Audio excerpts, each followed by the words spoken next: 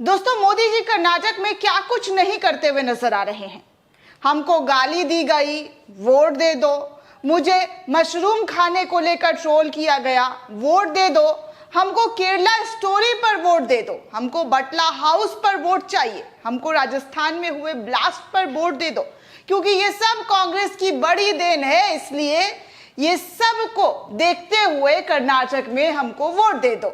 लेकिन क्या मोदी जी अपने गुजरात को लेकर वोट मांगते हुए नजर आए? क्या मोदी जी ये बताते हुए नजर आए कि उनके अपने ही गृह राज्य में, जहां पर उनकी ही सरकार पिछले 27 सालों से सत्ता में है, जहां पर गुजरात में खुद प्रधानमंत्री जो अभी हैं वो पहले सीएम हुआ करते थे गुजरात के, सालों वहां पर शासन किया है, वहां पर पिछले 5 सालों में 40,000 महिलाएं जो है दोस्तों वो गायब है। जी हाँ दोस्तों, पिछले 5 सालों में मोदी जी के गुजरात में 40,000 से ज्यादा महिलाएं गायब है। ये बताने की जहमत क्या मोदी जी ने अपनी सभाओं में की? चलिए नहीं बताएंगे। कैसे बताएंगे?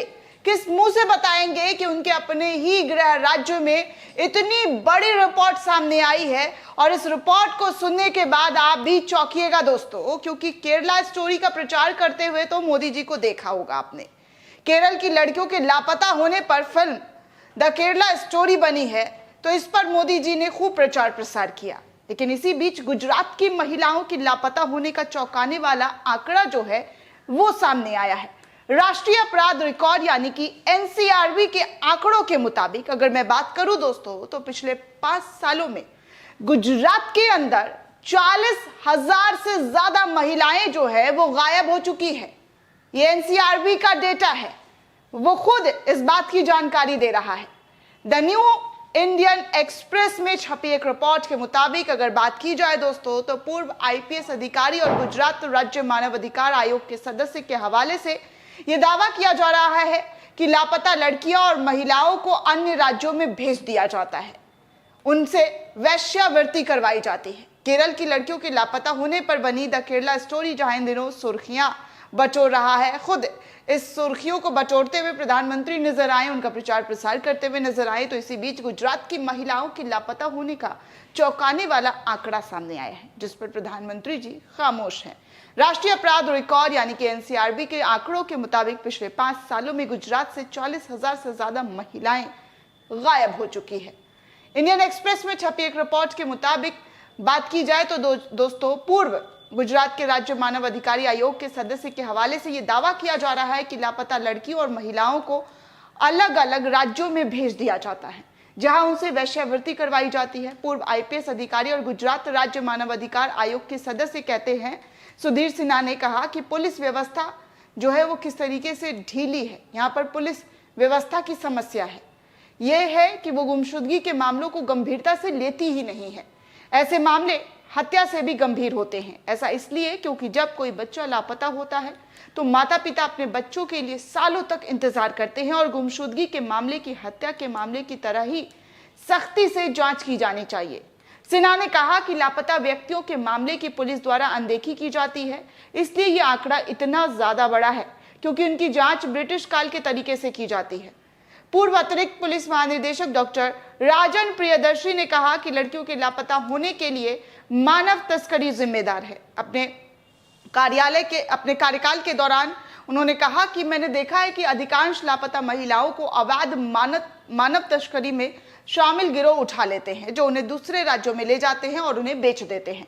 राजन प्रियदर्शी ने कहा कि जब मैं खेड़ा जिले में पुलिस अधीक्षक यानी कि एसपी के तौर पर तैनात था, तो उत्तर प्रदेश का एक व्यक्ति जो जिले में एक मजदूर के रूप में काम कर रहा था, एक गरीब लड़की को उठाकर अपने गृहनगर ले जाया गया और राज्य को वहां जाकर बेच दिया गया। जी हाँ, एक लड़की को उठाकर ले गया और उसको अपने गृहनगर में जाकर बेच देता है, जहां उन्होंने खेतों में एक मजदूर के रूप में काम किया। हम उसे बचाने में कामयाब रहे, लेकिन कई मामले में ऐसा नहीं हो पाता है। कुछ मामलों में पुलिस को सफलता मिलती है और कुछ में नहीं मिलती है। गुजरात में पिछले 27 सालों से बीजेपी का शासन है दोस्तों। पिछले साल दिसंबर में हुए चुनावों में बीजेपी एक बार फिर से सत्ता पर काबिज हुई थी। प्रचंड बहुमत वाली सरकार गुजरात के अंदर जो है बीजेपी लेकर आई। गुजरात मॉडल की दुहाई देते हुए प्रधानमंत्री थकते नहीं है। हमारी मीडिया थकती नहीं है। ऐसे में 5 साल में 41,621 महिलाओं की गुमशुदगी का आंकड़ा काफी डरा देने वाला है।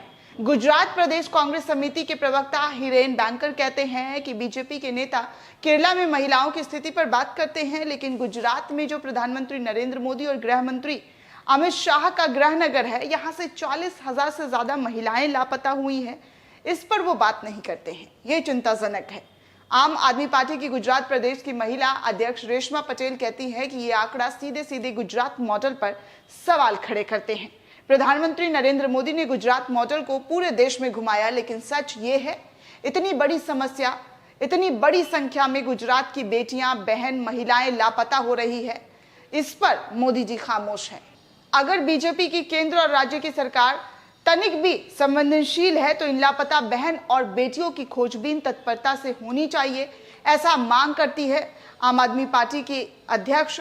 और वो कहती है कि सरकार ने खोज कर उनके पुनर्निवास की व्यवस्था करे। जो महिलाएं गुमशुदगी का शिकार है, जिनके साथ अन्याय हुआ है, अत्याचार हुआ है, उसको सख्ती से, अगर गुजरात सरकार अपने मॉडल को घुमाती है तो उस मॉडल पर काम भी करे और उन महिलाओं का जीवन उन्हें वापस करे, उनके लिए फिर से वैसी ही स्थिति बनाए जैसा वो पहले से अपने जीवन को जी रही थी। तो इस तरीके से मांग करती हुई नजर आई है। लेकिन अफसोस की बात दोस्तों, इस पर कोई चर्चा कहीं से कहीं तक नहीं हो रही है। अगर आप अपने चैनल, घर में चैनल जो है आपका गोदी चैनल, उसको अगर आप देखेंगे तो इस पर क्या चर्चा हो रही है?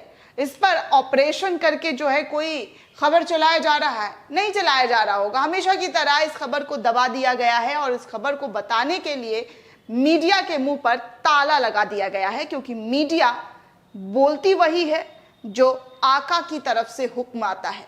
मीडिया करती वही है जो आका अपने ऑफिस से स्क्रिप्ट भेजते हैं। क्योंकि आज मीडिया जो है वो स्वतंत्र मीडिया नहीं है, सरकार से सवाल पूछने वाली मीडिया नहीं है, बल्कि स्क्रिप्टेड मीडिया है। मीडिया वही बोलती है, वही करती है जो उन्हें स्क्रिप्ट पहले से दे दिया जाता है कि आपको अपने चैनल में बैठकर पढ़ना है, इस पर तू मैं करना है, कैसे विपक्ष को घेरना है, लेकिन सरकार से एक भी सवाल नहीं करना है। दोस्तों, इस पूरे रिपोर्ट को लेकर आप क्या सोचते हैं? आपकी क्या प्रतिक्रिया हमें कमेंट सेक्शन में जरूर बताइएगा। साथ ही साथ चैनल को सब्सक्राइब करना बिल्कुल भी ना भूलें।